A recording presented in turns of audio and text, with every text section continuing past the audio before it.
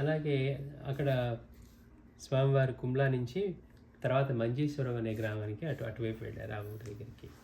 అయితే కుమ్లా ప్రజలు ఆయన మర్చిపోకుండా భగవాన్ పేరు మీదుగా రైల్వే స్టేషన్ దగ్గరలో ఒక మందిరం నిర్మించి నిత్యానంద ఆశ్రమం అని అందులో కాళింది మీద నర్తన చేసిన కృష్ణుడి విగ్రహము భగవాన్ విగ్రహాన్ని ప్రతిష్ఠించారట. ఇప్పటికి కూడా ఎన్నోసార్లు మరమ్మతులు జరిగినా కానీ అది నిత్యానంద ఆశ్రమంగానే నిలిచి ఉంది అన్నారు.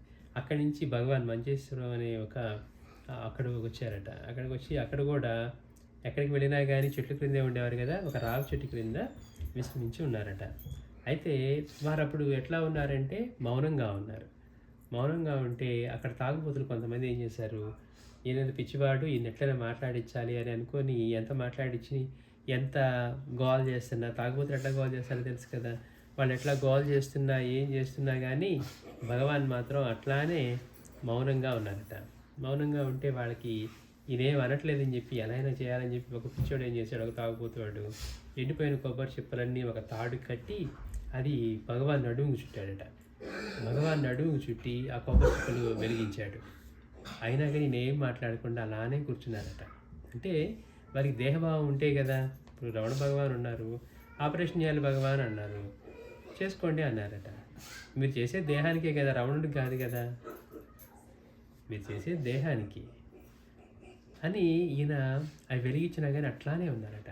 భగవాన్ మళ్ళీ సమాధి చెందే వరకు ఆ కాలిన ఆయన నడుము చుట్టూ ఆయన కాలిన ఈ కొబ్బరి చిప్పలు కాలి ఆ పడిన మచ్చలు అట్లానే ఉన్నాయట.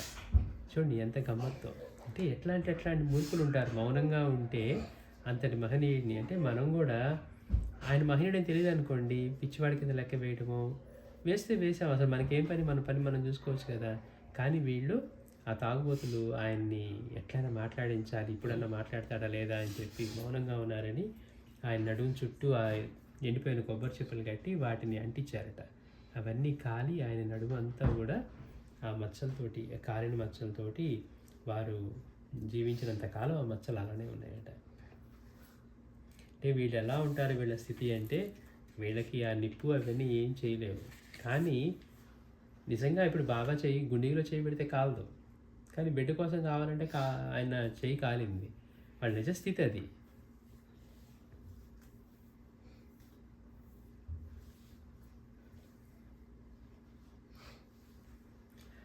అలాగే ఈ మంజేశ్వరంలోనే స్వామివారి దగ్గర ఇంకొక అద్భుతమైన లీల జరిగిందంట. అదేంటంటే అక్కడ ఉన్న ఒక భక్తుడు తన మేనకోడలికి పెళ్లి జరిపించాలనుకొని పెళ్లి నిశ్చయించుకున్న తర్వాత భగవాన్ని దగ్గరికి వెళ్ళి భగవాన్ కూడా ఆ పెళ్ళికి వచ్చి వధూవరులను ఆశీర్వదించాలని ప్రార్థించారట. అయితే భగవాన్ రావడానికి ఒప్పుకున్నారు.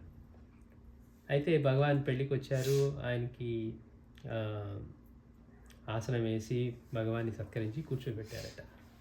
అయితే ఆ ఊరిలో ఆ సమయంలో ఒక మాంత్రికుడు ఉండేవాడట, అప్పయ్య అని ఒక మాంత్రికుడు. అతను కూడా అక్కడికి వచ్చాడు. అయితే ఇతనికేంటి, ఎవరికైనా బాగా అహంకారము, రాగం, లేకపోతే మనం రజోగుణం ఉన్నవాడికి ఎలా ఉంటుంది, వాళ్ళకంటే నేను గొప్ప, నన్నే ఎక్కువ గౌరవించాలి, నేను ఊర్లో ఎక్కడికి వెళ్ళినా ప్రజలు భయంతో కానివ్వండి ఏదైనా కానీ నన్ను గౌరవిస్తారు.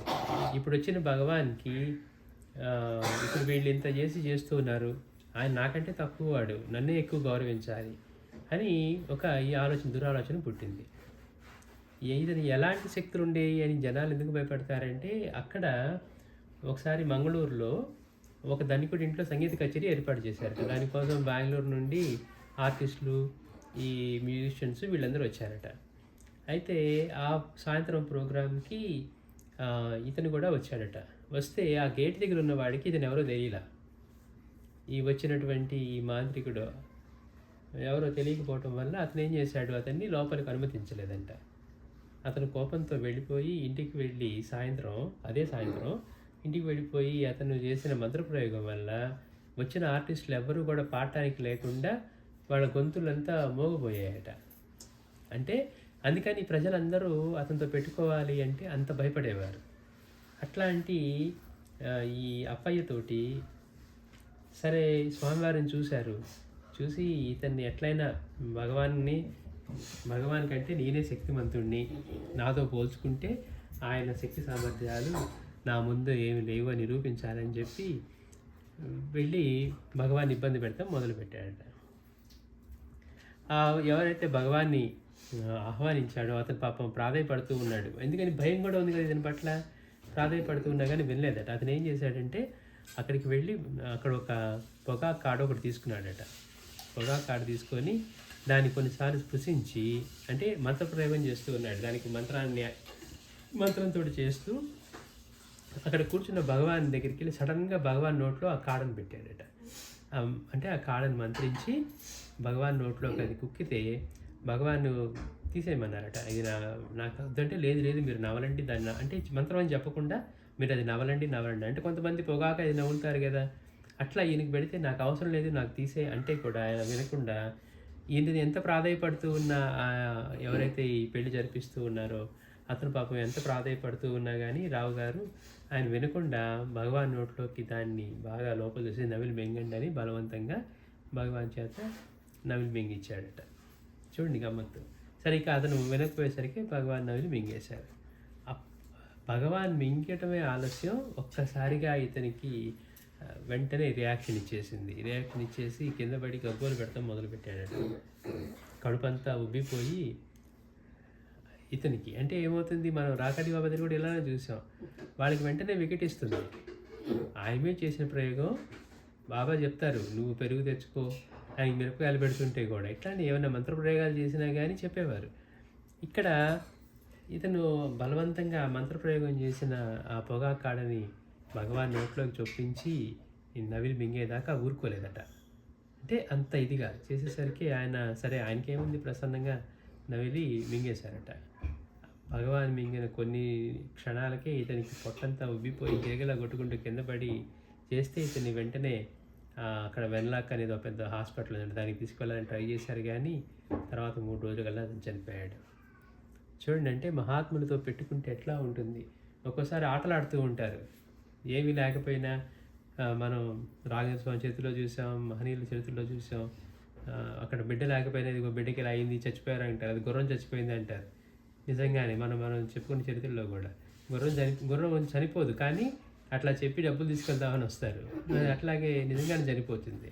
ఆయన ఇచ్చిన 1000 రూపాయలు నిజంగా గుర్రం కొనుక్కోవడానికే సరిపోతుంది అనమాట. అంటే మహాత్ములతో చెలగాటం ఆడటం, మహాత్ముల పట్ల ఇట్లాంటి భావాలు ఏర్పరచుకోవడం, ద్వేషభావాలు, లేకపోతే ఆయనకంటే నేను ఉన్నతుండని అహంకారంతో, అంటే వచ్చిన కొద్దిపాటి క్షుద్ర విద్యలతో ఇలా ఉంటే అన్నిటికీ అధిపతి అయిన వాడు ఎలా ఉంటారు, వాడు మాత్రం నిర్మలంగానే ఉంటారు. ఇక్కడ ఇతను తర్వాత కొంతకాలం ఎప్పుడు మళ్ళీ ఎన్ని సంవత్సరాల తర్వాత ఒకసారి ఈ ఇన్సిడెంట్ గురించి వచ్చి భగవాన్ని కొంతమంది భక్తులు అడిగారట, భగవాన్ ఆ రోజు అలా జరిగింది కదా, ఎందుకు జరిగింది అలా, అతను ఎందుకు అలా చేశాడు అంటే భగవాన్ ఎక్కువ ఏం మాట్లాడలేదట. ఒకే ఒక మాట అన్నారట, అది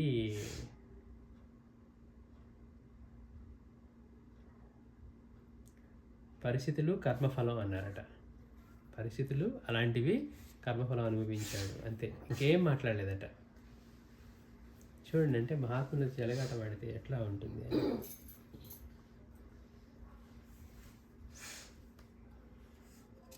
అలాగే అక్కడే ఆ మంజేశ్వరంలోనే ఈ రావి చెట్టు దగ్గర ఉంటున్నప్పుడే ఒక భక్తుడు వస్తూ ఉండేవాడట. పాపం అతని తల్లికి కాలు బాగా వాచి బాధపడుతూ ఉంటే ఎన్ని మందులు ఇచ్చినా కానీ తగ్గకపోతే సరే భగవాన్ దగ్గరికి వచ్చి చెప్పుకుందామని వాడు వచ్చారట. అక్కడేంటి భగవాన్ దగ్గరికి వచ్చి ఎవరైనా కష్టాలు చెప్పుకుంటే వారు ఎక్కడ ఉండేవారు, ఆ చెట్టు చివర అంచు కొమ్మల మీద కూర్చునేవారట.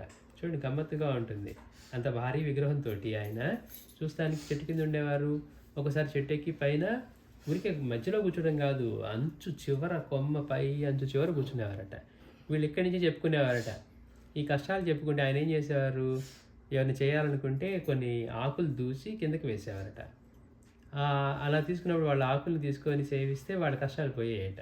సరే వీళ్ళు కూడా వచ్చి చెప్పుకుంటే ఆయన నుంచి ఏ మాత్రం ఒక్క మాట కానీ పైనుంచి ఆయన ఏవో ఒకటి వేయటం కానీ ఆకులు దూసి వేయటం కానీ ఏం చేయలేదట. పాపం వీళ్ళు నిరాశతో వెళ్ళిపోయారట. వెళుతూ ఉన్నప్పుడు భగవాన్ చెప్పారట, అతను కొడుకు వచ్చి చేశాడు కదా, చేస్తే నేను అక్కడ ఉన్నాను ఇక్కడ ఉన్నాను అన్నారట.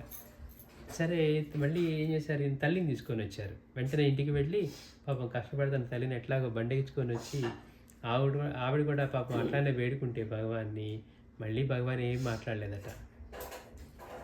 సరే ఇంకా ఎందుకో భగవాన్ మనకి మనతో మాట్లాడలేదు, మనకి ఏమి ఇవ్వలేదు అని చెప్పి నిరాశతో ఇంటికి వెళ్తుంటే భగవాన్ అంటారు కదా, నేను అక్కడ ఉన్నాను, ఇక్కడ ఉన్నాను, నాకు అన్నీ తెలుసు అన్నారట. సరే వీళ్ళు ఇంటికి వెళ్ళిపోయి ఇంటి తలుపు తీస్తూ ఉంటే ఒక్కసారి ఆ ఇంట్లో అటక మీద నుంచి భగవాన్ దిగుతున్నారట కిందకి. వీళ్ళకి ఆశ్చర్యం వేసింది, అదేంటి ఇప్పుడు చెట్టు అక్కడ చూసాం, భగవాన్ అక్కడ ఉన్నారు, ఇంట్లో తలుపు తీస్తూ ఉంటే ఆయన అన్నారు కదా, నేను అక్కడ ఉన్నాను, ఇక్కడ ఉన్నాను, నాకు అన్నీ తెలుసు అంట. సరే వీళ్ళు ఇంకా వచ్చేసారు, భగవాన్ మనకేమి అంటే ఆకులు ఇవ్వలేదు, లేకపోతే ఇంకేం మందులు ఇవ్వలేదు అని. సరే వచ్చి తలుపు తీయగానే ఆయన పైన అటక మీద నుంచి కిందకి దూకారట. దూకి అంతే మామూలుగా నడుచుకుంటూ వెళ్ళిపోయారు. ఇంకా అప్పటి నుంచి ఆవిడ కాళ్ళు నొప్పి అవన్నీ తగ్గిపోయాయట. అంటే చూడండి గమ్మత్తుగా ఉంటుంది. అంటే మీరు ఇక్కడికి వచ్చి చెప్పుకోకర్లేదు, నేను అక్కడ ఉన్నాను, ఇక్కడ ఉన్నాను అని చెప్పి.